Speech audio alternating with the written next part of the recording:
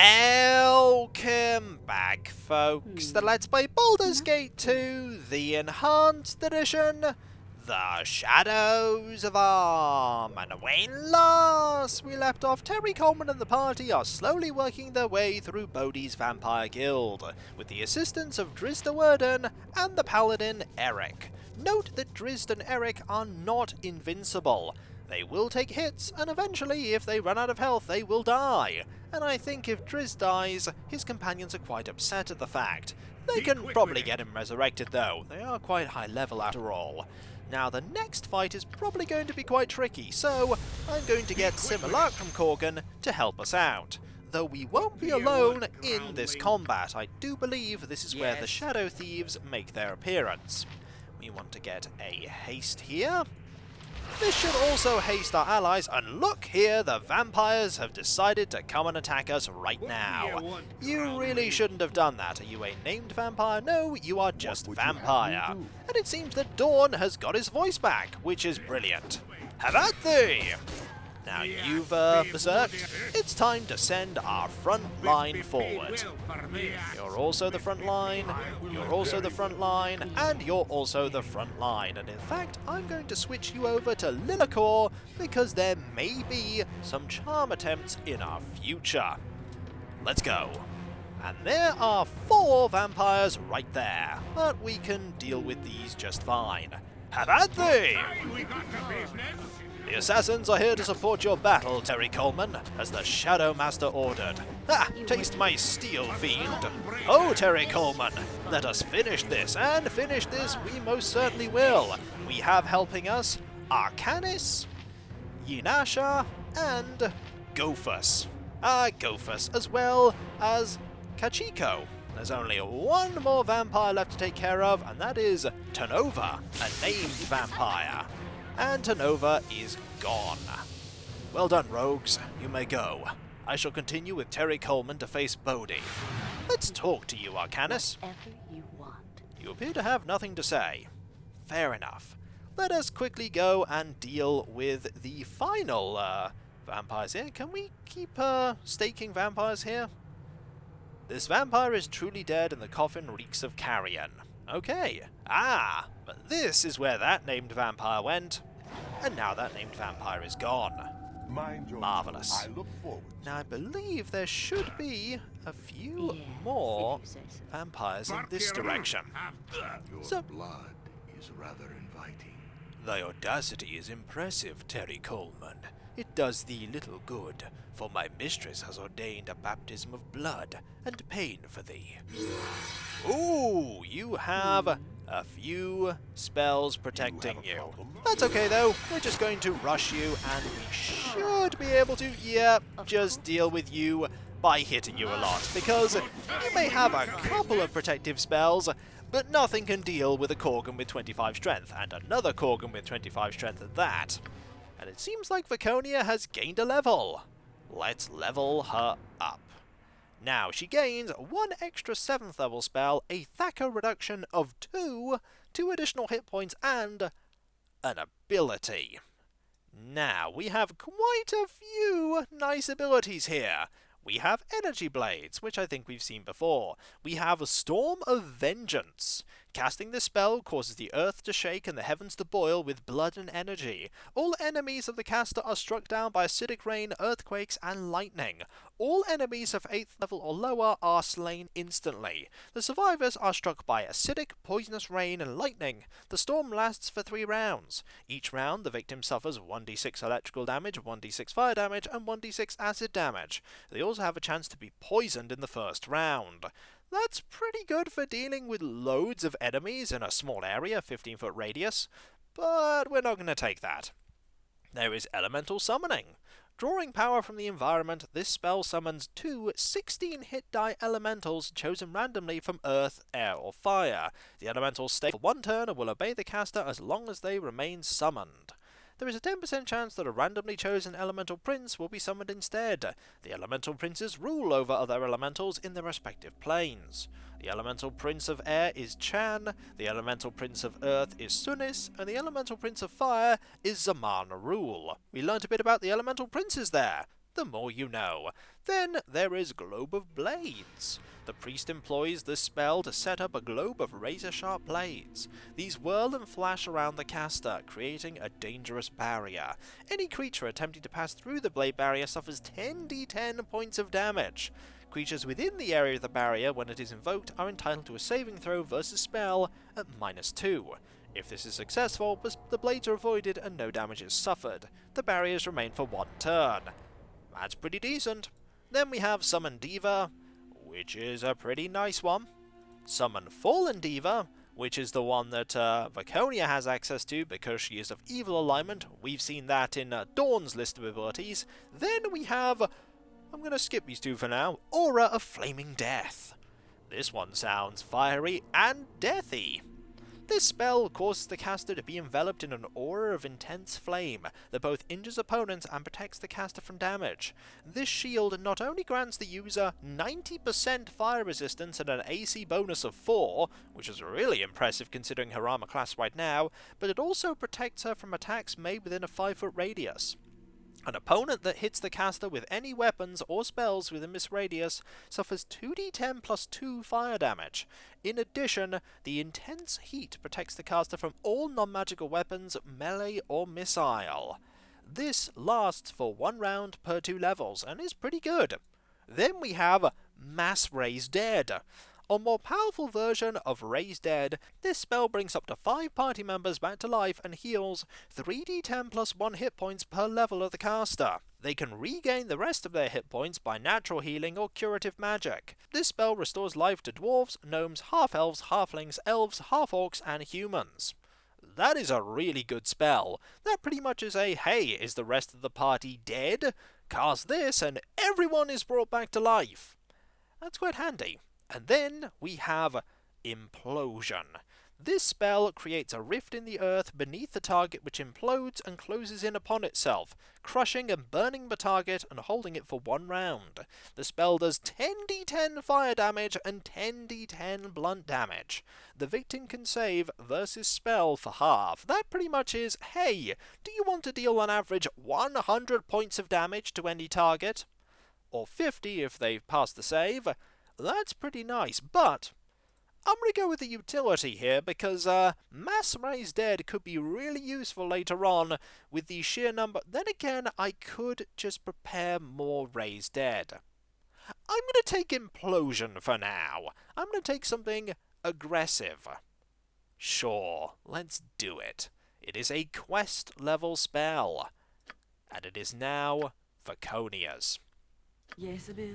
Is it, something that we have to prepare in a slot? I believe it is. Yes, it is. And fortunately, you now have a 7th level slot free. Do we have any more that we haven't? No, we don't. I am yours. Okay. Now, we could explore in here. Right. It might be a good idea to have a quick look about. We can loot this, and there are a few more enemies, and Drizzt and Eric are going to rush into here. I don't think they have the problems we do when walking about all these spikes. They certainly haven't taken much damage yet, though they are now barely injured. We can heal them if we want to. In here is a pair of gauntlets and some wooden stakes. Even more wooden stakes. Now let's quickly get out of here before they take even more damage. In fact, I'm quite tempted to heal them up when they get out of the spikes. And this is when they don't get out the spikes. Would you like to get out, or are you fighting something right now? I have no idea where they've gone. No idea at all. I highly hope they're not dead. You are going Victory shall be It ours. would kind of be rubbish if they're dead. I sort of wanted them to help me out later. We're going to heal up Terri, and we're going to move back into the main area and see if they have appeared there. Yeah, very well. Have a quick final look around. Nope, doesn't seem like they're here. Okay, so they might be downstairs instead.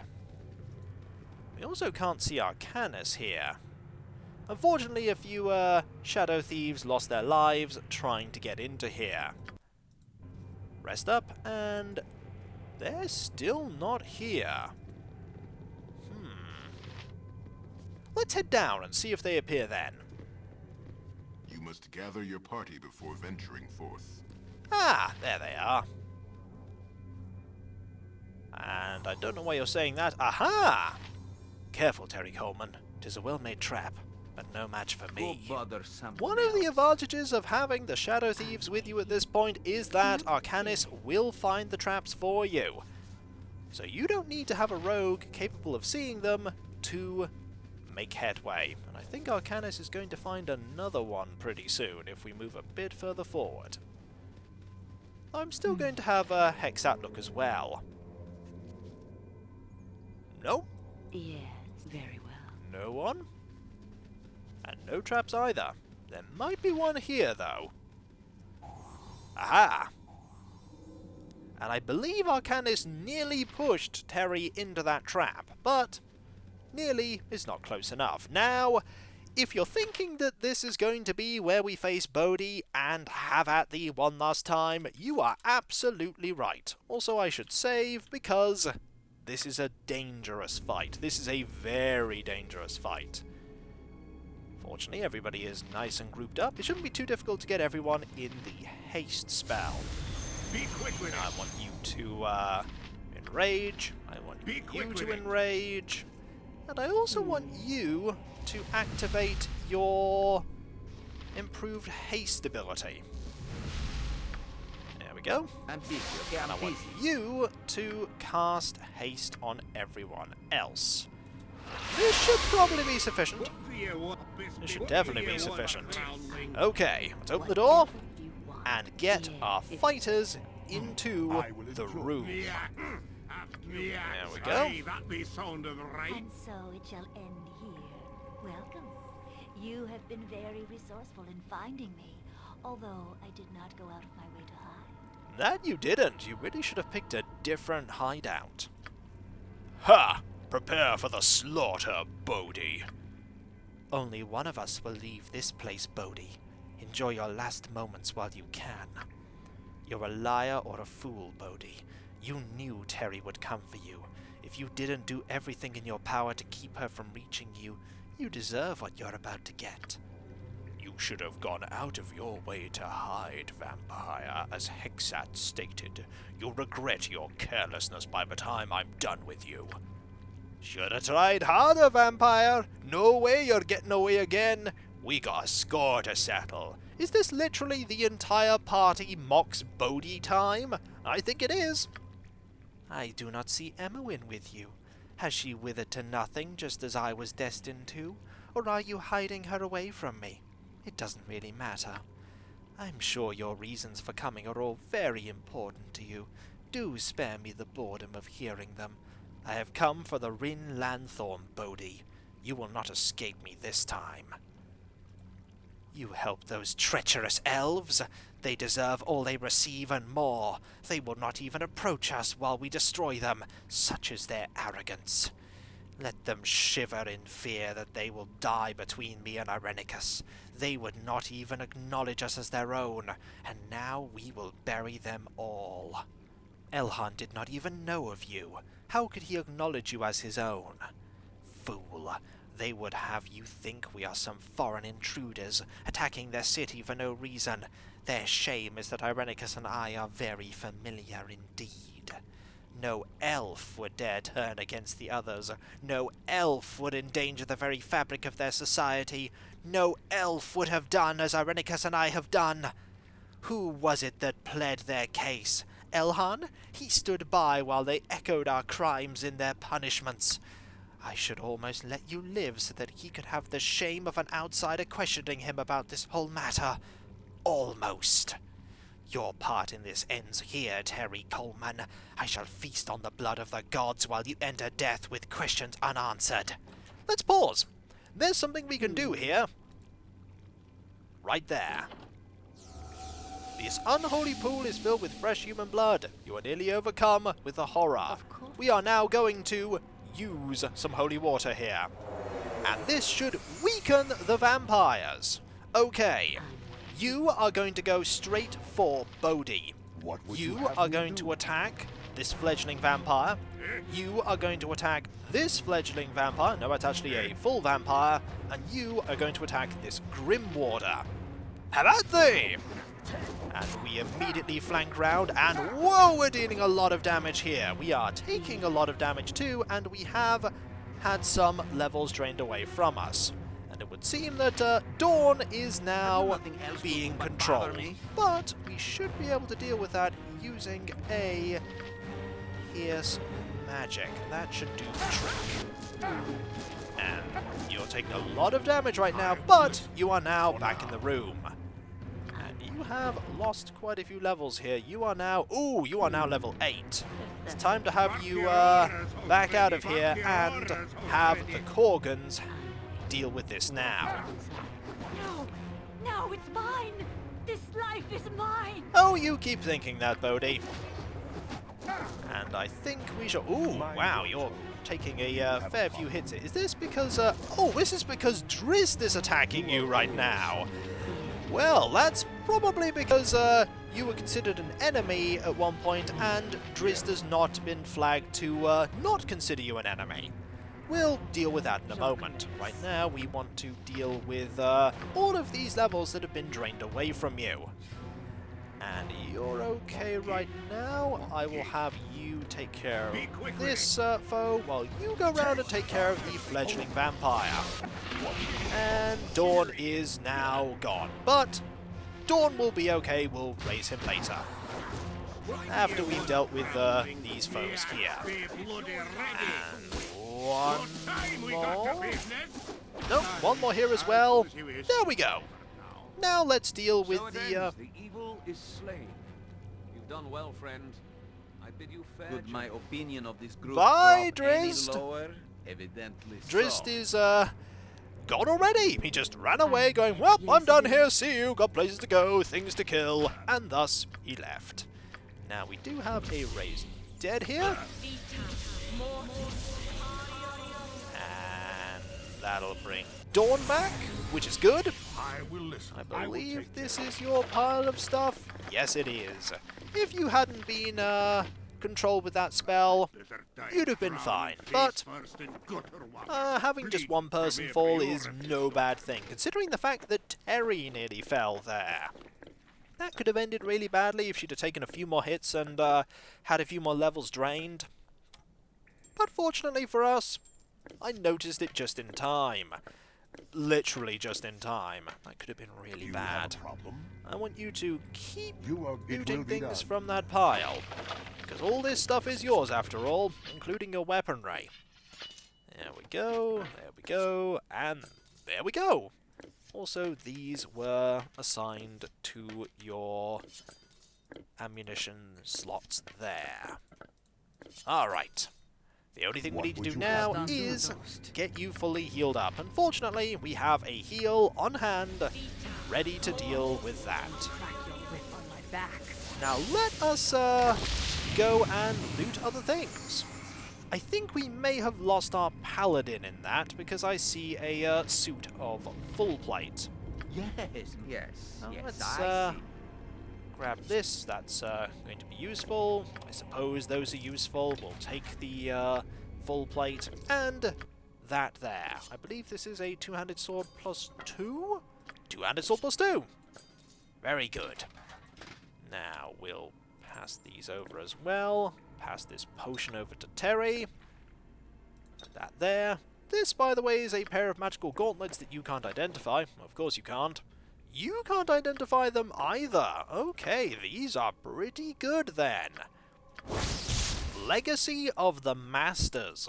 Gauntlets of Weapon Expertise, Legacy of the Masters. Highly sought after among novice warriors, these items were once the property of the royal family of Threskull. Imparting a portion of the prince's legendary skill, these gauntlets grant the bearer mastery over all forms of weapons. The majority of their many previous owners seem to have come to bloody ends, though. The gloves grant the ability of experience, but not the wisdom. Thaco plus 1, damage plus 2. Those are really good. I'm tempted to give them to Terri, but the ability to improved haste for 20 seconds once per day is a good one. That said, you just have Thaco +1 gloves. I could pass these over to you, and now you have +1 Thaco and +2 damage, which will make you that much more deadly. As for these, you can have those. Why not? What is it Now let us deal with Bodhi. Bodhi's in there, I believe. But for now, Very good. we're going to have a look in here and see that this is trapped. And it's locked. In here are some books.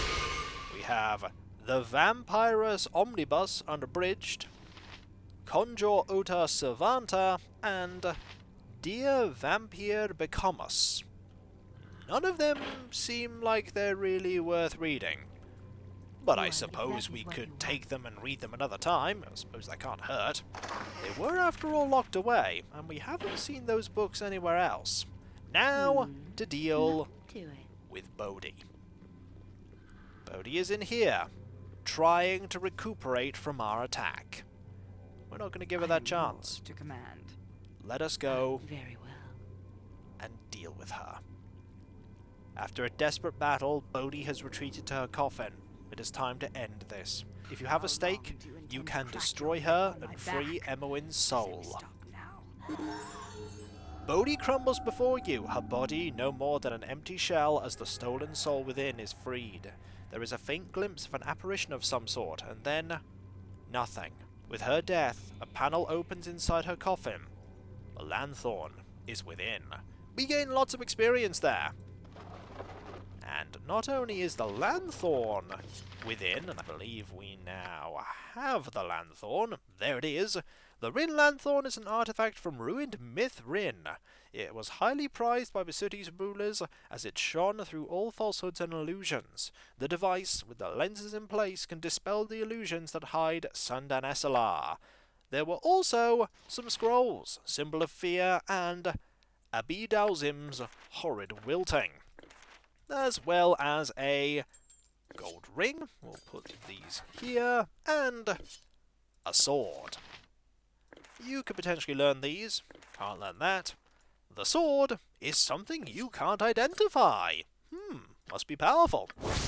Cutthroat +4. This weapon has a bloody history, having been used to exercise its namesake many times. Popular among the assassin trade for its size and enchantment, it has been in the possession of many of the realm's more dangerous citizens, though seldom remaining in one place for any length of time. It's a +4 short sword. Not too bad.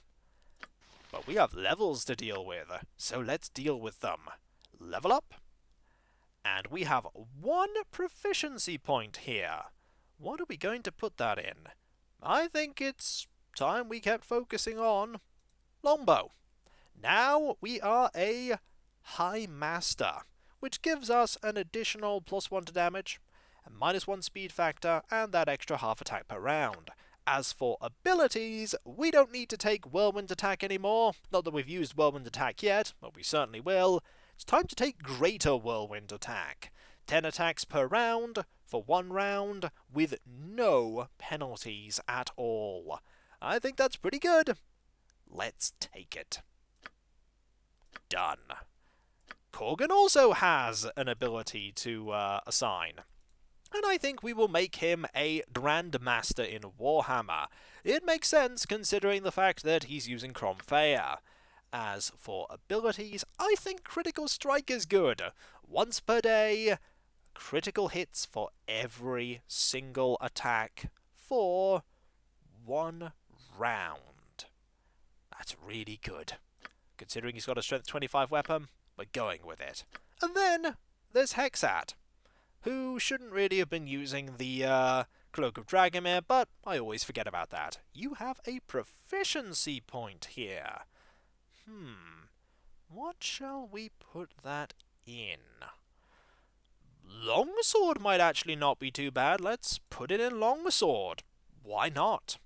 As for these, I feel like putting a few more points into Hide in Shadows and Move Silently. And then we have abilities, and there are quite a few nice abilities here. There is Set Spike Trap, which allows the rogue to set a powerful spring-loaded spike trap that does 20d6 points of damage to the unsuspecting creature that sets it off. It's pretty good. Set Exploding Trap, which does 10d6 points of damage and knocks the opponent off their feet. A Time Trap. This ability allows the rogue to set a magical trap that casts a weaker version of a high-level time stop spell. For 10 seconds, the flow of time slows down for all but the rogue. Often, a rogue will use this trap to get behind an opponent for a free attack. Then we have Evasion.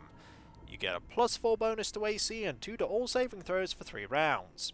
Then there's Greater Evasion, which is even better. Then there is Assassination. This ability allows every strike in the next round to act as a backstab, using the Thief's existing backstab modifier to determine damage. Pretty good. Avoid Death. With extraordinary ability, a high-level rogue can almost avoid certain death. For 5 rounds, the rogue's save versus death receives a bonus of 5, hit points are increased by 20, and the rogue becomes immune to death magic. Not so important considering the fact that Hexaat's a vampire. Then, there is Alchemy. With cleverness innate to the class, an experienced rogue has seen enough potions in his or her adventuring career to simulate the creation of one. With the alchemy skill, the rogue can create one of 8 types of potions once per day. These are pretty good potions. Master Thievery, Perception, Extra Healing, Superior Healing, Regeneration, Antidote, Oil of Speed, and a potion of Frost Giant Strength that can only be usable by thieves or bards. That is because alchemy is restricted to thieves or bards. There is also Scribe Scrolls, which allows the rogue to scribe certain mid-level scrolls. You've got Magic Missile, Fireball, Haste, Cone of Cold. It requires to use any item though. And that's what I'm going to be giving Hexaat, because it's just such a silly thing. Rogues take pride in their ability to adapt and make clever use of whatever is at hand. This ability is an extension of that basic skill. Once learned, the effect is permanent. The ability allows the rogue to use any items, even ones that are typically restricted to one class. This allows the rogue to use everything from wands and scrolls to mighty weapons that none but a warrior could otherwise use. This literally means, and I will show this off just to point out how silly this ability is, let us get out from the bag here Casimir, the Holy Avenger. It's a weapon that she can use now. She's not going to be very good with it, but it is a weapon that she can use. Her THAC0 is 8 with it, as opposed to if we give her this weapon, her THAC0 is 7. It's actually only 1 worse. It's only 1 worse, and Hexaat has gained a special ability, Domination. But yes, Casimir is now a weapon that she can use, irrespective of the fact that she is not a paladin or good.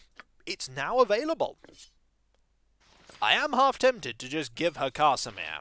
The amount of damage that she deals with Casimir is kind of silly. 1d12 plus 5 as opposed to 1d10 plus 3 for plus 3. It's tempting. I'll keep it on hand just in case. I am ready. And so, folks, when we come back, Bodhi is dead. We have freed the soul that was contained within her body, and Emowyn now has her soul back. Wherever she is, I think it is the tavern in the slums district, she is now whole once more. But we are not. We need to get Irenicus for that. And so, folks, when we come back, we'll make our way over to the elves in time and tell them of our success. But there is one more thing I'd like to try before we do that. One more thing that is worth giving a go before we leave Chapter 6. It's dangerous, and I've tried it before, but maybe now that we're higher level, it will be possible to do. And so, I'll catch you next time, folks, and I'll see you then. Later.